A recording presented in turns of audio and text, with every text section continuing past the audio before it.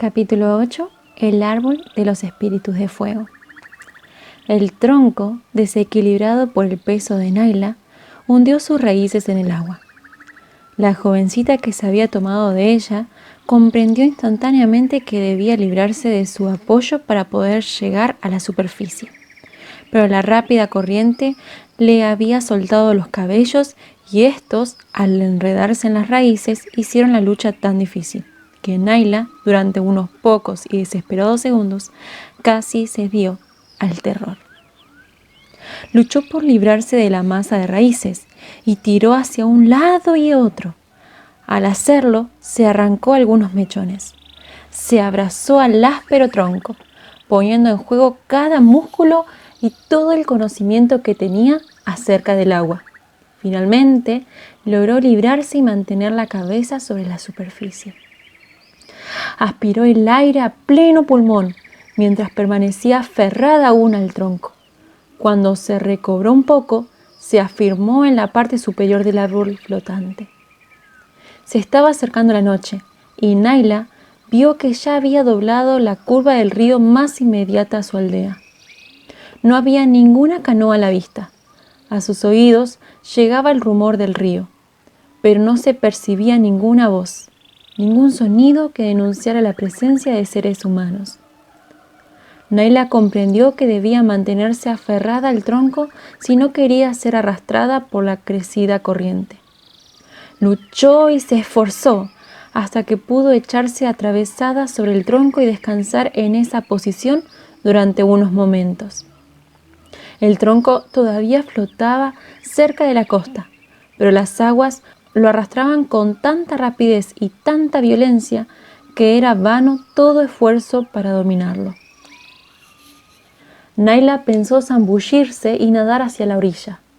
Era una nadadora excelente y no temía el agua, pero las tinieblas ya habían bajado sobre el río y le impedían distinguir si la ribera era un acantilado o una masa de suaves helechos. En ninguno de los dos casos se podría llegar a tierra. Por lo tanto, al no estar segura de poder afirmar sus pies en la costa, no se atrevió a abandonar el tronco, el que seguía avanzando en medio de la oscuridad. En esa zona del río Tataú crece un árbol que florece durante la estación lluviosa. Sus flores son pequeñas y apenas un puntito insignificante y casi no se las puede distinguir a unos pocos pasos de distancia.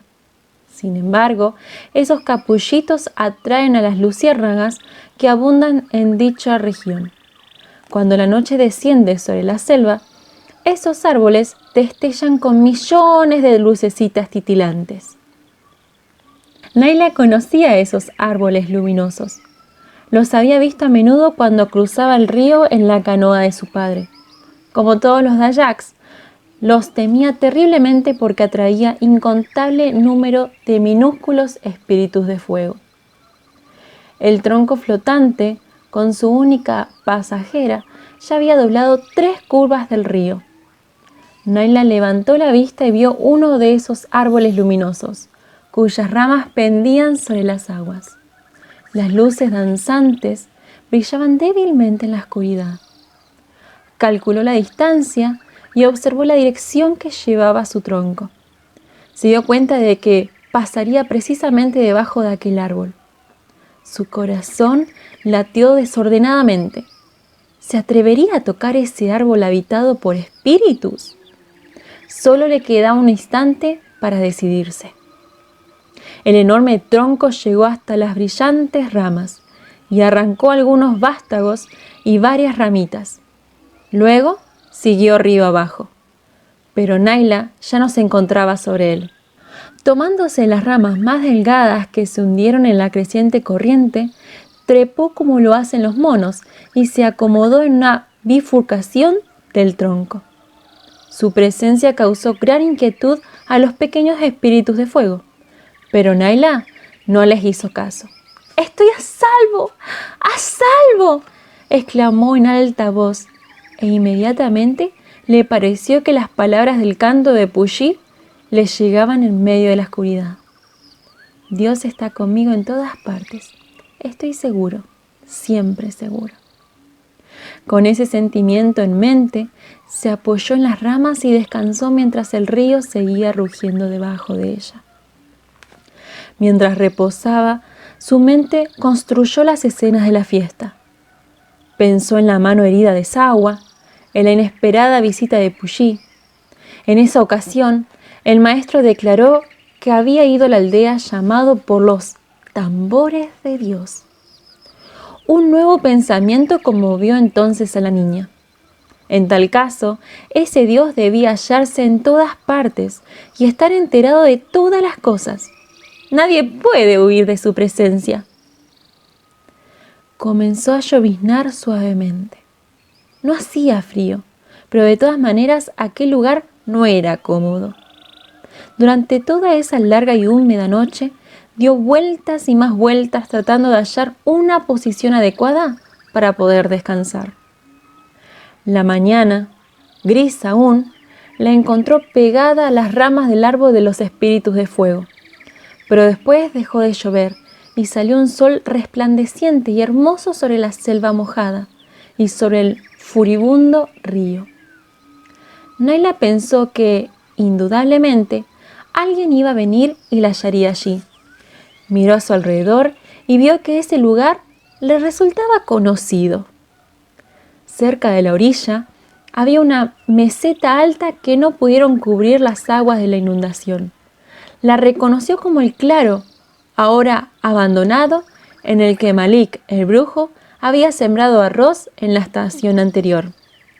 En aquella ocasión, la cosecha se presentaba muy buena, pero precisamente antes de dedicarse a recogerla, Malik había recibido 2 malos augurios en un solo día. Un ave de mal agüero se le había cruzado en el camino que conducía hacia la plantación, y una serpiente manchada se había deslizado por la senda delante de él. Ningún dayak era capaz de pasar por alto tales advertencias. Naila estaba segura de ello. También recordó que Malik había pronunciado una maldición sobre ese lugar, con el fin de que ninguno de los habitantes del río se atreviera a acercarse a él. Quizás aún estuvieran por allí las ramas y las piedras que eran señal del tabú. La niña movió sus piernas entumecidas y trató de planear lo que podía hacer en la situación en que se hallaba. Seguir sobre el árbol no tenía sentido. Por otra parte, no la dejaba en paz el desanimador pensamiento de que, probablemente, ningún bote se acercaría hasta ese lugar debido a la maldición que Malik había pronunciado sobre él. Todo viajero pasaría junto a la ribera opuesta y nadie podría ver el árbol de los espíritus de fuego desde una distancia tan grande. Pero también tuvo un pensamiento más consolador. Sabía que cuando un dayak tenía una plantación de arroz, siempre construye en un lugar un reparo de bambú y de hojas de palmera para poder descansar durante las horas calurosas del día y hasta poder dormir durante las noches, a fin de vigilar su sembrado. Malik también debía de haber construido una choza por allí. Naila escudriñó desde las ramas, pero no pudo divisar ninguna señal de la choza, sino solo un par de palmeras de cuya médula se extrae del sajú, una fécula muy nutritiva. El viento agitaba su follaje denso y húmedo. Sin embargo, sabía que en algún lugar debía de estar la habitación. Se decidió. Bajaría del árbol a fin de ir y explorar los alrededores. El río, todavía crecido, rugía salvajemente debajo de ella. El tronco del árbol se hallaba sumergido en el agua debido a la crecida. No sabía cuán profundo era el brazo de agua que la separaba de tierra firme, ni podía calcular su velocidad, pero debía arriesgarse a cruzarlo. Sujetó firmemente sus cabellos y se deslizó por el inclinado tronco. Se zambulló y nadó sin dificultad hasta alcanzar tierra. Ahora se hallaba en el límite de un arrasal abandonado. Como había supuesto, se trataba del que Malik había cultivado el año anterior. La densa plantación se había convertido en un matorral, en una masa empapada de tallos oscuros. En diversos sitios vio los brotes de padí, de arroz, que nunca habían sido cosechados. Luego descubrió la choza Onlacau, como la llamaban los aborígenes. Se hallaba en un claro y a la sombra de las palmas de Sagú. Ahora estoy segura. Hasta tengo casa, se dijo Naila. Y si está arruinada, ya sabré cómo repararla. Muy resuelta y con su espíritu más calmado, se acercó a la cabaña, que estaba fundada sobre 8 robustas estacas. Las paredes de bambú partido no se hallaban muy dañadas, pero el techo estaba hecho pedazos en el suelo. Naila calculó rápidamente la cantidad de hojas de palmera de sagú que le harían falta para fabricar un techo nuevo. Teniendo tan cerca aquellas palmeras, no le iba a costar mucho trabajo techar una choza tan pequeña. Había ayudado muchas veces a su madre en la construcción de techos. Sabía cómo había que sujetar las hojas a las paredes con trozos de lianas. Ahora, lo único que me hace falta es un cuchillo, se dijo. Y como Malik se fue tan rápido de este lugar, ahuyentando por los malos augurios, es posible que haya dejado alguno por aquí. Buscó por todas partes, levantó el techo caído y rastreó los desechos de la choza con sus pies desnudos. Finalmente subió la escalerita de bambú y entró en la cabaña. Allí descubrió el cuchillo. Estaba herrumbrado y tenía la punta quebrada, pero era un cuchillo. Todos los cuchillos de Malik eran buenos. Él mismo los forjaba. Este se hallaba clavado entre la pared de bambú y uno de los postes. Con el cuchillo de Malik en sus manos, Naila fue asaltada por una intensa nostalgia de su hogar. ¿Qué estarían haciendo sus padres en esos instantes? ¿Qué suposiciones harían acerca de la suerte corrida por su hija? ¿Procurarían hallarla? Sin duda podían llegar hasta ella en cualquier momento. ¿Y cómo podría indicarles el lugar en el que se encontraba? Oh, si tan solo tuviera un tambor, suspiró Naila. Casi 5 kilómetros de selva virgen la separaban de su aldea. Ningún dayak había abierto jamás un paso tan extenso en la espesura. Solo habría cortas sendas que los conducían hasta los huertos situados en la ribera del río. El río era la única ruta que conocían. No acostumbraban internarse en la selva. Cuando bajen las aguas, podré situarme en la playa, pensó Naila. Entonces quizás alguien podrá verme. Es la única esperanza que me queda. Acarició su cuchillo. Meditó en su valor.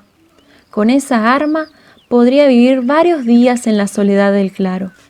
Lo hundió en la tierra una y otra vez para quitarle parte del herrumbre. Era un cuchillo curvado, tan largo como el antebrazo de un hombre. Tenía forma elegante, era bien equilibrado y aún conservaba su filo. Indudablemente, Malik lo había desechado porque tenía la punta rota. En la choza, Naila encontró también una piedra lisa sobre la cual se podía afilar un cuchillo como ese. Con energía nacida de la esperanza, la joven puso manos a la obra, puliendo, afilando y dando nueva forma al extremo quebrado del arma.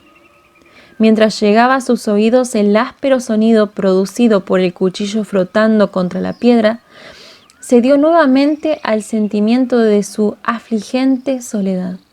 Se puso en pie de un salto y echó a su alrededor una mirada desafiante.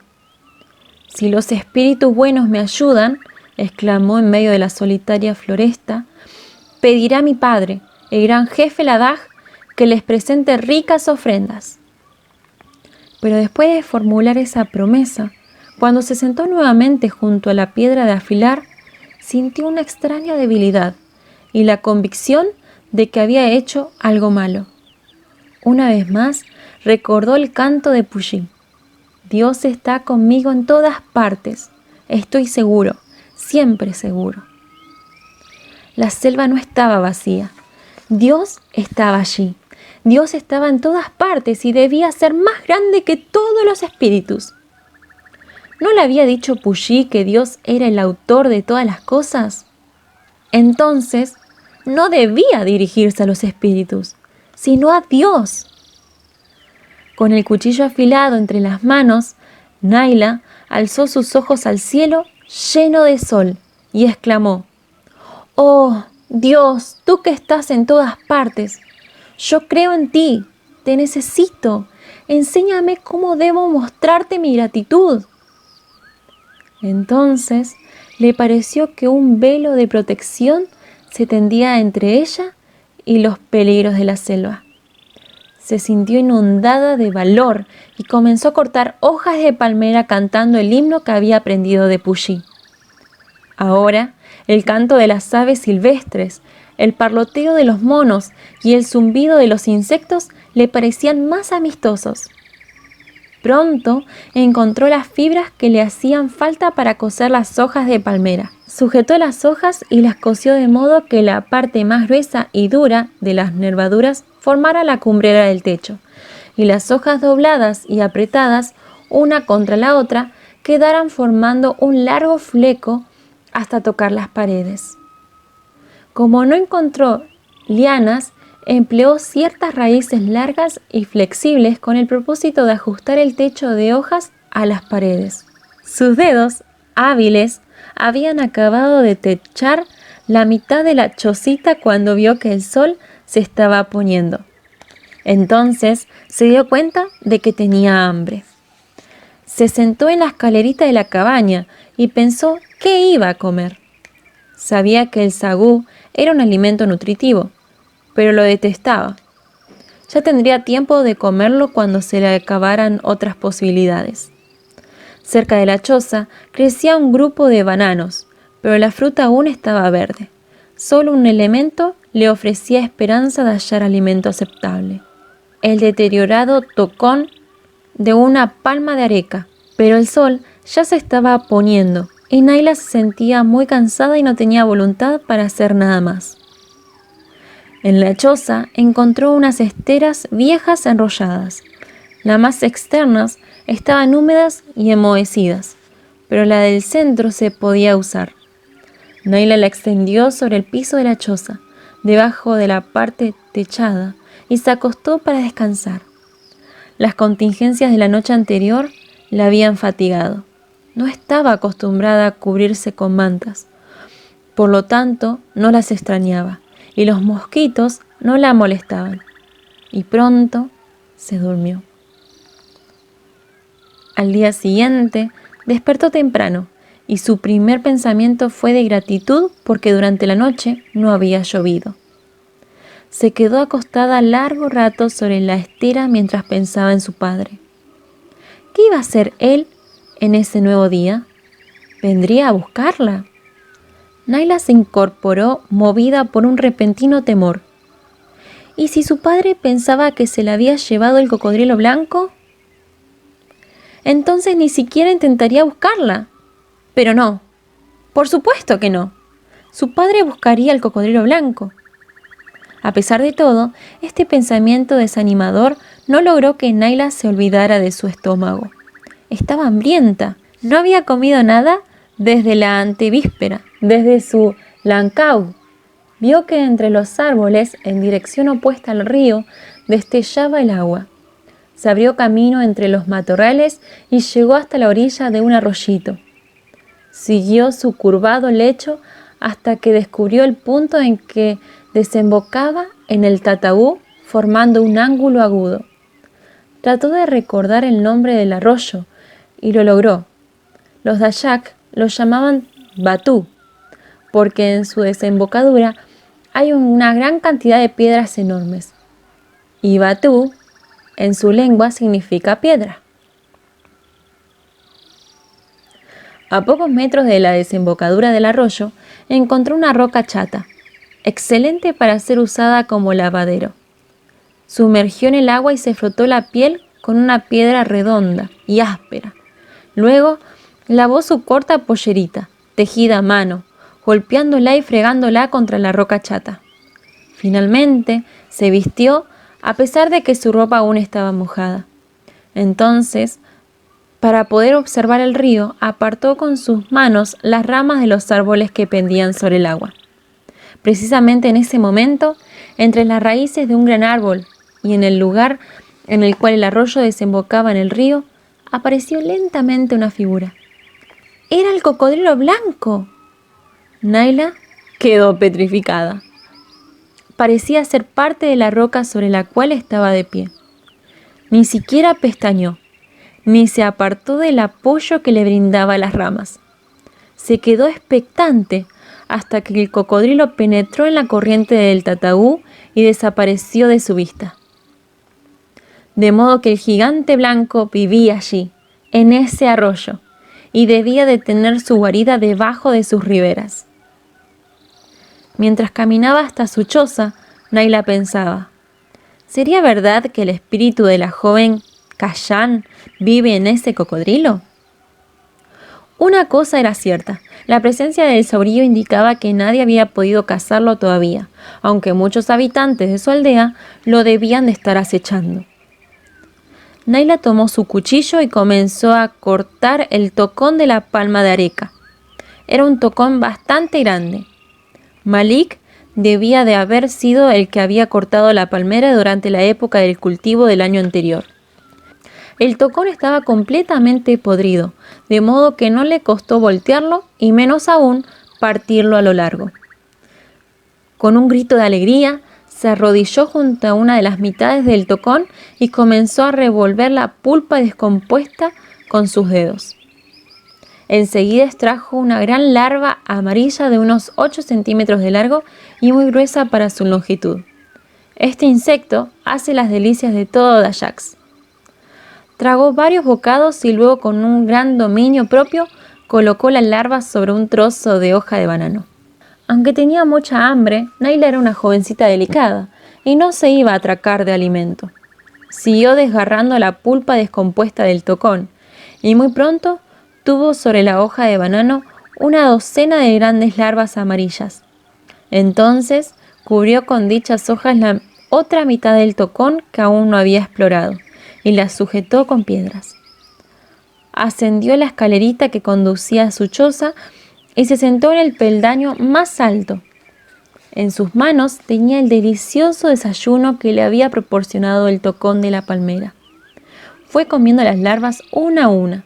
Cuando acabó, se dirigió al arroyo Batú para beber un poco de agua fresca.